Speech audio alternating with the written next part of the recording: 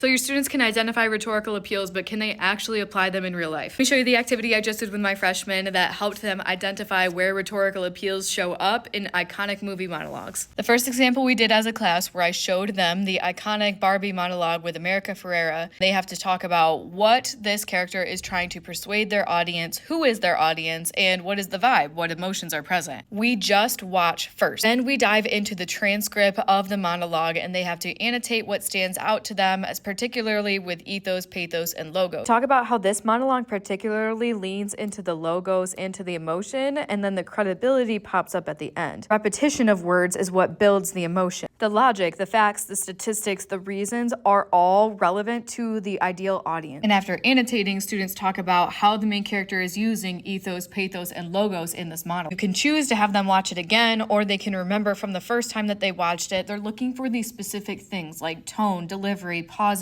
body language, and repetition. And we talk about how all of these things contribute to the emotion of the speech. Now it's time for students to explore on their own, and I have them choose 2 videos, one for each category. They repeat the same flow of the exercise, identifying who the audience, what they are trying to persuade, and then looking at the transcript or watching the video, determine the ethos, pathos, and logos of the speech. They had to discuss which speech was more persuasive, and then share with a partner and record their observations of a different video that they watched. When we talk about rhetoric, I don't want students to see that it always follows the same format every time. It's a balance depending on the topic and the audience. While it's up to the viewer and the students to decide what they thought was more persuasive, is consistent is that ELA is alive and meaningful in the world, and students are seeing where these things pop up in their real lives. So tomorrow when we dive into historical speeches, they're not going to moan and groan because they realize that this is real life in the real world. My ELA ebook members, I dropped this in what's new for the month, so you already have immediate access to this lesson. Be sure to check out the link in the bio and like and follow for more engaging ELA.